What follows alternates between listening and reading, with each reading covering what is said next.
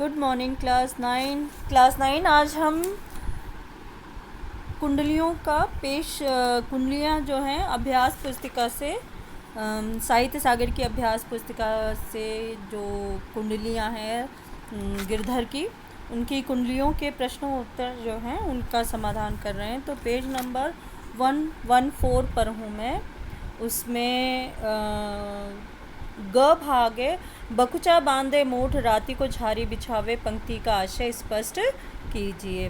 तो इसमें इसका उत्तर इस तरह है कि कंबल को बांध कर उसकी छोटी सी गठरी बनाकर अपने पास रख से कवि गिरधर राय कहते हैं कि छोटी सी और सस्ती दामों में कम दाम में मिलने वाली कंबल को बांधकर उसकी छोटी सी गठरी बनाकर अपने पास रख सकते हैं। उसे साथ में रखना आसान है क्योंकि वह छोटी है और ज़रूरत पड़ने पर रात्रि में बिछाकर इस पर आराम किया जा सकता है। रात को बिछाकर सो सकते हैं और बहुत कम दामों में यह मिलती है, इसलिए यह छोटी सी कमरी बहुत उपयोगी है। अगला प्रश्न है, खासा मलमल वाफ्ता उनकर राखे मान पंक्ति द्वारा कवि क्या कहना चाहते हैं? तो इस पंक्ति के द्वारा कवि कहना चाहते हैं कि छोटी सी कमरी अत्यंत कम दामों में मिलती है और कम दामों में मिलने वाली यह छोटी सी कमरी कीमती कपड़ों और मलमल जैसे कपड़ों की सुरक्षा करती है। कीमती और मलमल जैसे कपड़ों की सुरक्षा करती है, उनकी कीमत को बनाए रखती है। अर्थात कंबल में इन कीमती कपड़ों को लपेट कर रख देने से धूल, पानी और रेशमी कीड़ों से इन्हें सुरक्षित या इनकी सुरक्षा की जा सकती है। ऐसे कीमती कपड़ों की रक्षा करते हुए वे छोटी सी कमली जो हैं उनके कीमत की रक्षा करती है। अर्थात बहुत महंगे होती हैं ये मलमल के कपड़े और खासा वाफ्ता, ये बड़े कीमती कपड़े होते हैं, अतः इनकी कीमत को वो बनाए रखती है। बरसों बरस तक इनको उपयोग किया जा सकता है। तो एक बार पैसा अगर कीमती वस्त्रों पर खर्च किया जाता है तो उसको कंबल में छोटे से कंबल में जो कि बहुत कम दाम में मिलती है उसमें अगर लपेट कर रख दें तो वह सुरक्षित रहती है। आगे है इसमें कि गुण के गाहक, थर्ड वाला है कि गुण के गाहक सहस नरबिन गुण लहे न कोय, जैसे कागा कोकिला सबद सुने सब कोय कोकिला सबे सुहावन, दोऊ को एक रंग काग सब भय अपावन। कह गिरधर कविराय सुनो हो ठाकुर मन के, बिन गुण लहे न कोय सहस नर गाहक गुण के। तो यहाँ पर पहला है कि गुण के ग्राहक सहस नर को स्पष्ट करने के लिए कवि राय ने कौन सा उदाहरण दिया है?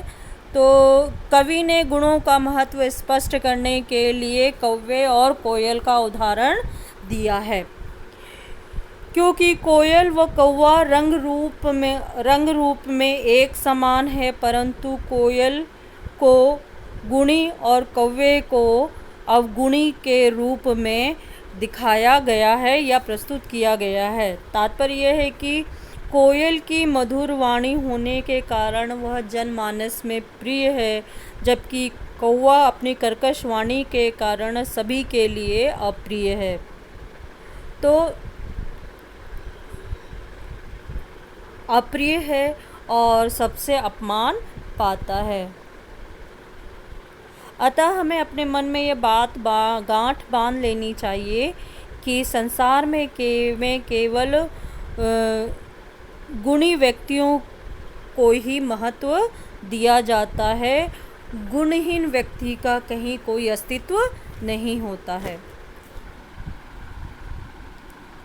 आगे है कि कागा और कोकिला में कौन सी बात समान है और कौन सी असमान। अभी मैंने इसमें बताया था, फिर भी एक बार दोहरा दे स्पष्ट कीजिए दिया है। अभी बताया था इसमें कागा और कोयल दोनों, कागा यानी कौवा, कागा और कोयल दोनों रंग रूप व आकार में एक समान है, दोनों एक जैसे दिखते हैं, परंतु उनकी वाणी उनमें भिन्नता दर्शाती है, जिसके कारण कोयल स्नेह का पात्र बनती है और वह जनमानस में प्रिय है। वह अपनी मधुर बोली के कारण जनमानस में प्रिय है। उसकी मधुर वाणी सबको अपनी ओर आकर्षित करती है। जबकि कागा अपनी कर्कश वाणी के कारण अपशगुन समझा जाता है और लोगों को अप्रिय महसूस होता है, जिसके कारण वह सर्वत्र अपमानित होता है। ये अंतर बताया है इसमें। आगे है, बिन गुण लहे न कोय, सहस नर गाहक गुण के। पंक्ति का भाव स्पष्ट कीजिए। तो यहाँ पर कवि ने कहा है कि प्रस्तुत पंक्ति में गिरधर कविराय ने मनुष्य के आंतरिक गुणों की चर्चा की है और गुणी व्यक्ति के हजारों लोग स्वीकार करने को तैयार रहते हैं, लेकिन बिन गुणों के समाज में उसका कोई महत्व नहीं होता। अर्थात अवगुणी व्यक्ति या गुणहीन व्यक्ति को समाज में कोई महत्व नहीं दिया जाता। उसकी सूरत, रंगत सूरत से किसी का महत्व नहीं होता है, नहीं होता है।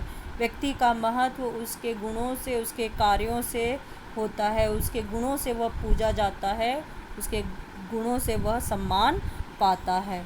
इस तरह से जो गुणी व्यक्ति है उनको समाज में सम्मान मिलता है।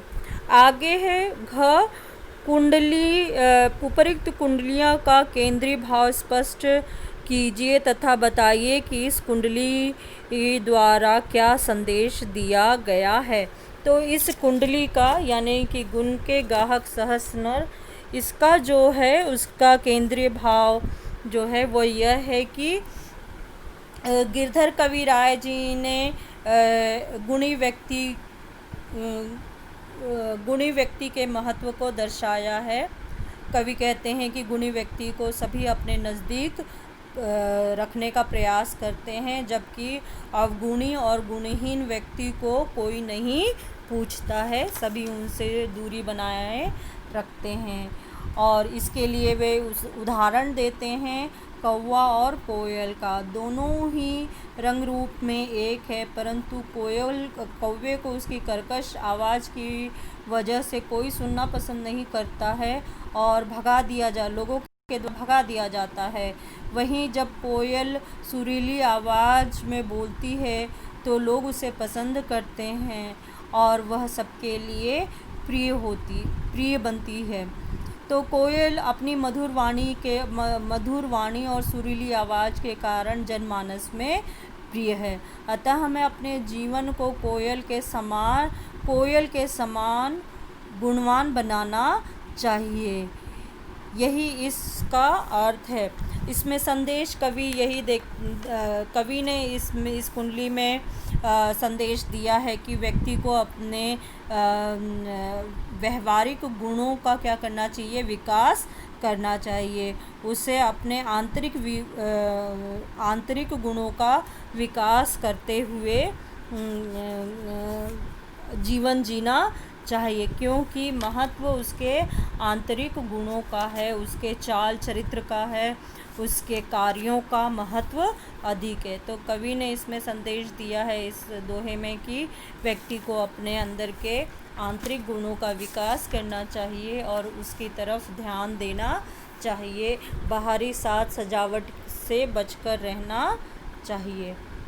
तो ये तो यहाँ तक हो गया है।